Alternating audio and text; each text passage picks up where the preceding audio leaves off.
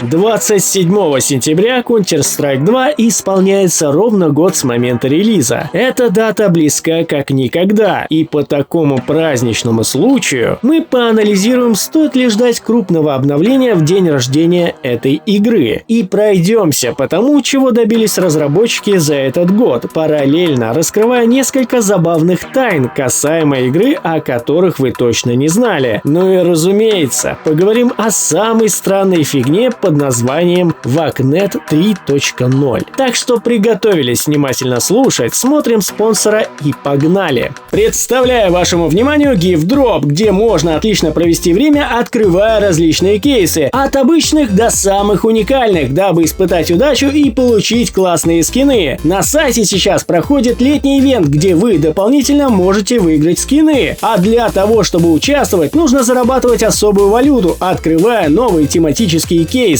Помимо этого, на GiftDrop можно один раз за 72 часа крутануть барабан бонусов, где можно получить либо плюс к депозиту или бесплатные прокруты. А еще на сайте также есть и бесплатные кейсы, которые вы можете открыть, если в течение 24 часов пополнили свой кошелек на определенную сумму. А если ты при пополнении еще используешь мой промокод, то получишь 40% к депозиту. К тому же появился удобный способ пополнения через карту с минимальной суммой в 25 рублей. Так что не теряй времени и переходи по безлимитной ссылке в описании, которая также подарит вам $2 на баланс. Итак, разумеется, начну с грядущего дня рождения. Хоть везде и упоминается дата релиза CS2 27 сентября, по минскому, московскому и киевскому времени она вышла 28-го, то есть в ночь с 27 на 28. В этом же году данная дата попадает на то время, когда разработчики могут выпустить максимум лишь фиксы. Поэтому есть вероятность, если они что-то и выпустят, то могут это сделать чуть раньше. И даже несмотря на то, что разработчики не выпускали обнов по случаю последнего юбилея в CSGO в прошлом году, и на юбилей всей серии Counter-Strike уже в этом, все равно шансы на праздничное обновление у нас есть, так как в игре найдено просто неимоверное количество утечек, и некоторые из них даже уже рабочие, но не включены в игре. Конечно, не стоит завышать ожидания и мечтать об операции, но хоть что-то получить к этой дате было бы уже неплохо. В противном случае ненависть к игре станет только выше. Я думаю, разработчики это понимают. Конечно, операция звучит более привлекательней, учитывая, что ее не было аж 3 года. Да и коллекции некоторых карт, по идее, неплохо бы обновить к предстоящему мейджору. А если вы не помните, раньше их пихали как раз таки в операции. В любом случае, разработчики все же последний год придерживаются одной последовательности. Они раз в месяц выпускают что-то, по их мнению, либо крупное, либо то, что кардинально меняет ситуацию в игре. И это легко проследить по главным новостным постам на официальном сайте Counter-Strike. Еще ни один месяц не пропускался, кроме, естественно, сентября. А учитывая, что мы в этом месяце получили 3 незначительных обновления, шансы увидеть что-то интересное только растут. Ну а теперь же взглянем, что же изменилось за этот год. И если сравнивать, то в этом году мы имеем всю ту же игру, но уже с другим набором багов. И они только, к сожалению, растут. А скорость их фиксов оставляет желать лучшего. Да, мы получили назад старый режим гонку вооружения и еще какие-то мелкие приколюхи. Но учитывая, что весь этот прикол с переходом на Source 2 означал больше контента, то мы получили по сути лишь каплю в море. И да, хочу сразу развеять тенденцию оправдывать разработчиков, сравнивая начальные годы CSGO и CS2, потому что это, сука, несравнимые вещи. CSGO же создавалась чуть ли не с нуля, как отдельная игра серии, и нащупывала свой баланс долгие годы. CS2 же, в свою очередь, позиционируется самими же разработчиками как обновление для CSGO, и на старте имела портированный геймплей с первоисточника. К тому же, первая операция в старушке CSGO появилась аж спустя 8 месяцев после релиза, так что не сравнивайте. Ну а также за этот год мы увидели, как основной процент игроков перекочевал в режим премьер, чего по сути и добивались разработчики. Оно и не удивительно, так как большое внимание внимание уделяется именно этому режиму. Тем более, что стимула зарабатывать там ранг намного выше, так как имеется своя таблица лидеров, благодаря чему в соревновательном вам встречается всякая шелуха, которая не особо серьезно относится к матчу. Ну а в премьере все рвут жопу ради ранга. И ведь это забавно. Применять достаточно интересный и сложный алгоритм званий на ранг премьера, который, сука, основан на алгоритме операции Гидра. Да, я думаю, вы были не в курсе, но кто-то все же об этом догадывался. И если тогда, в 2017 году, данный алгоритм воспринимался как для ивента покатит, но не на постоянку, то сейчас, вы поняли. Хотя есть все же нововведение, которое мне понравилось. Но самое забавное, что оно не составило труда разработчикам в добавлении, и все не особо придали ему прям такое значение. Это то, что в основных режимах игры таблица матча теперь основывается не на заработанных очках, а на уроне, который вы нанесли, благодаря чему те игроки, которые делали меньше киллов, но по сути вытаскивали раунды благодаря тому, что оставляли всех врагов полумертвыми, теперь не испытывают давления от команды, глядя на таблицу. Теперь же сразу видно, кому можно сказать спасибо. Ну и напоследок, конечно же, читеры. Количество их не изменилось, а процент попадания к ним все на том же уровне. Но 19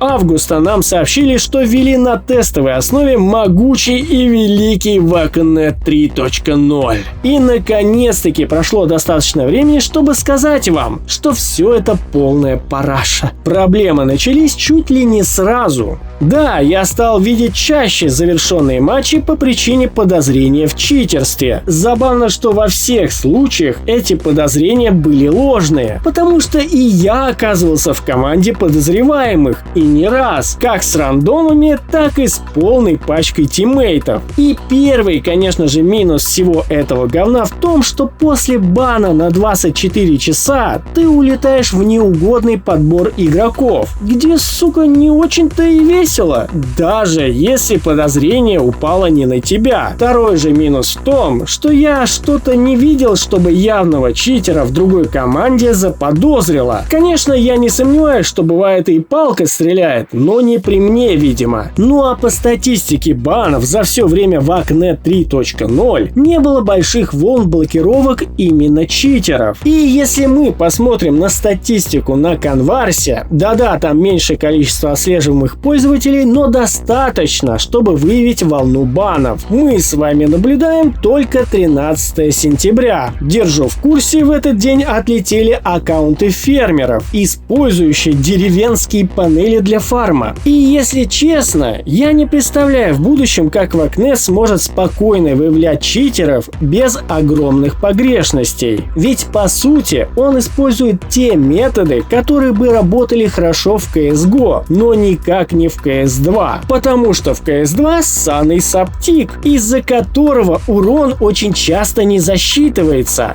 Ну а пуля может пролететь в метре от головы, но нанести вдруг хедшот. А если у вас вдруг поднялся высокий пинг, вашу модель начнет так изворачивать, словно вы вкусили прелести спинбота. А это значит, что данные, по которым судит система, не совсем корректны. Вот такие вот дела. Что ж, ребята, посмотрим, что ждет нас на день рождения CS2 и что сулит нам следующий год. Всем огромнейшее спасибо за просмотр, всем пока и удачи!